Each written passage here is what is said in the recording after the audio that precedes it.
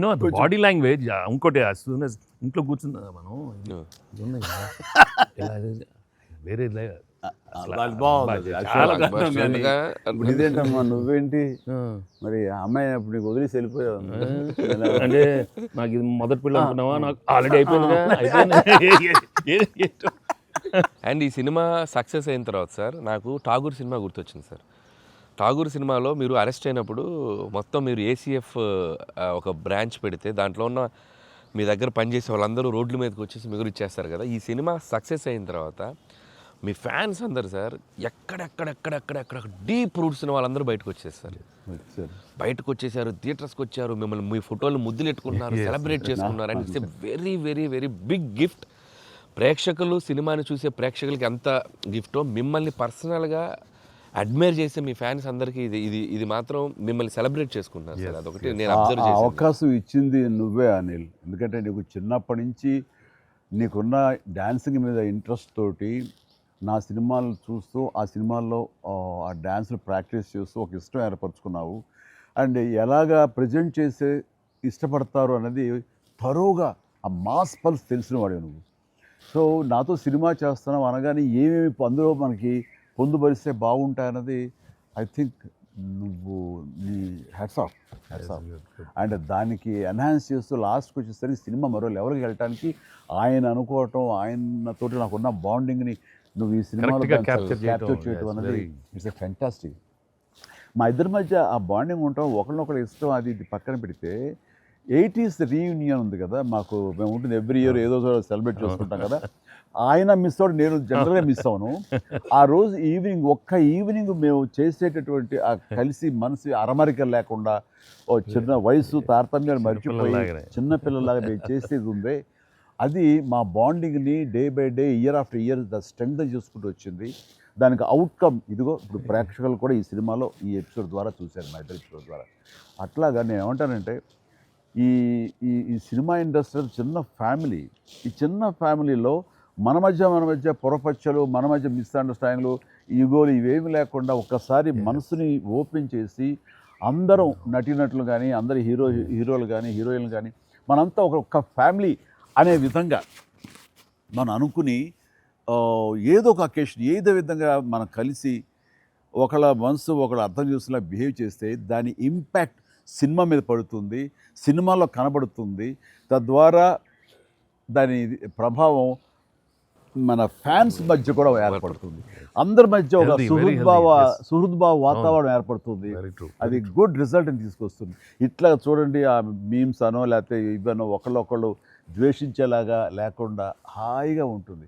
దానికి ప్రధానంగా హీరోస్ మధ్య కానీ, నటీనటుల మధ్య కానీ వీళ్ళందరూ ఆ యొక్క వాతావరణం ఏర్పరచుకోవాలి మనం. అది సార్, ఆ కలిసి యాక్ట్ చేయటం అనే ఒక ఇది ఉంది కదా సార్, ఇంత ఇది ఇప్పుడు మొదలైంది సార్, ఇది కంటిన్యూ అయితే చాలా బాగుంటుంది సార్. అప్పుడప్పుడు ఎక్కడ చేయగలిగితే ఆడియన్స్ నిజంగా ప్రేక్షకులకి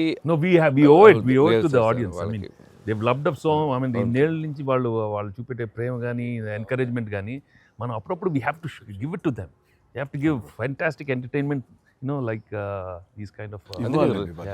అంటే ఇది ఊహించని కాంబినేషన్ కదా సార్, అందరూ అందుకే దాన్ని అంత క్రేజీగా చూస్తున్నారు. సో అప్పుడప్పుడు అలాంటి చమక్స్ నేను అందులో ఈ సినిమా అంతా నేను ఎంజాయ్ చేసినా సరే, దీనిలో తెలియకుండా నువ్వు అందులో అత్తగారి యొక్క దీంతో ఆ సీన్తో, ఆ ఎమోషనల్ సీన్స్తో కానీ, పిల్లలతో కానీ ఇవన్నీ కథాపరంగా వెళ్ళినా సరే, కథకి అతీతంగా స్టార్ హీరోస్ అనేవాళ్ళు ఇంత ఫ్రెండ్లీగా ఉంటారు, ఇంత అరబరిక లేకుండా కలిసిమెలిసి ఉంటారు, ఒక బ్రదర్స్ లాగా ఉంటారని కూడా నువ్వు తెలియచెప్పింది అయింది. ఇది ఒక మంచి మెసేజ్ నువ్వు ఇచ్చిన వాడు అవుతావు. ఇది కంటిన్యూ అవ్వాలి నా కోరిక. No doubt. మరి నువ్వు ఇంత సరదాగా యాక్ట్ చేసి మరి మంచి మెసేజ్ ఇచ్చావు కదా, ఇది మనసు వచ్చిందా, అనిల్ రావుపూడి యాక్ట్ చేయమంటే వచ్చిందా? మీతో ఎప్పటి నుంచో నాకు ఆల్రెడీ ఉండింది, అది ఇలా వచ్చింది అంతే. ఉండింది దానికి ఏళ్ళు ఇరక్కొట్టాలమ్మా చెప్పొచ్చుగా. ఈ స్వీట్ అయినా ఇంకేమన్నా కొంచెం నాకు కొంచెం ఇంకా వేరే ఆకలేస్తుందండి, ఇంకొంచెం ఏమన్నా పెడతాయి. అది ఎందుకు మనోడు ఉన్నాడు కదా, ఎవరు స్క్రిప్ట్ ఎంత బాగా ఉండేడో అవును, అలాగే మనకు వండి పెడతాడేమో చూద్దాం. అన్నీ అక్కడ సెటప్ చేశాను, పద లొకేషన్ షిఫ్ట్. ఇదిగో బాబు చూస్తుంటే నాకు అనిపిస్తుంది ఆ బుల్రాజ్ సీన్ ఉందే సార్ అది నీ నుంచి పుట్టిందనయ్యా. సరే ఇది మరి మీరు టూ మచ్ ఎక్స్పర్ట్ కదండి ఇది. ఎస్ దోశకి పేటెంట్ రైట్స్ మనం. ఎస్ ఇద్దరం సిగ్గు లేకుండా తినేస్తాం. అవును, ఎక్కడయ్యా ప్రొడ్యూసర్లు ఎక్కడయ్యా వెళ్ళి రారేంటి ఇక్కడ? Hello. Come, happy Sankranti. Happy Sankranti. నేను బాగా హ్యాపీ తింటున్నాను, సంక్రాంతి. మీరు- Yes, please enjoy. Happy Happy Sankranti. Sankranti. సరే Happy సరిగ్గా Sankranti. బుల్రాజ్ సీన్కి వచ్చారు మీరు. బర్గర్లు. Big feast. Big feast. Yes yes yes ఏం లేట్ అయింది మీకు? ఇంకేముందండి మా కాదు పనులు. లేట్ అయింది అన్నాను. ప్రొడ్యూసర్స్ బాగా అక్కడ ఓ. కలెక్షన్స్ బాగున్నాయి, కలెక్షన్స్ బాగున్నాయి. ఓకే ఆ పనుల మీద కాదు యాక్టర్స్ గా డైరెక్ట్ గా మన పని అయిపోయింది. వాళ్ళ పని స్టార్ట్ అయింది అనమాట. లెక్కలు Collecting. వచ్చే లెక్క. ఏంటి బాగుందా అన్ని చోట్ల నుంచి? అంత బ్రహ్మాండంగా ఉంది సార్. Yes, All చెప్పండి good, చెప్పండి మీ super ఎక్స్పీరియన్స్ చెప్పండి. positive. ఎస్ మీ ఎక్స్పీరియన్స్ చెప్పండి ఎట్లా ఉంది? ఎక్కడ రికార్డ్ బ్రేక్స్ అవుతాయా? రెస్పాన్స్ తగ్గ కలెక్షన్స్. సార్ రికార్డ్ బ్రేక్ కాదు సార్, కొత్త రికార్డ్ సెట్ అవుతాయి. సో రికార్డ్స్ లో మనం ఉంటాం కాదు, మన పేరు మీదే రికార్డ్స్ ఉంటాయి. Thanks to audience. Thank you. అన్ని చోట్ల థియేటర్స్ యాడ్ చేస్తున్నారు. అన్ని యాడ్ చేస్తాం sir. That is a new thing now. They've added a full new set of set of theaters ఇప్పుడు. Okay good. వెకి సారీ మిమ్మల్ని వెయిట్లు పెట్టారు. ఆగవే నువ్వు కాసేపు. సరే, అదే సార్. అన్ని ప్రతిదీ పక్కనే ఉండి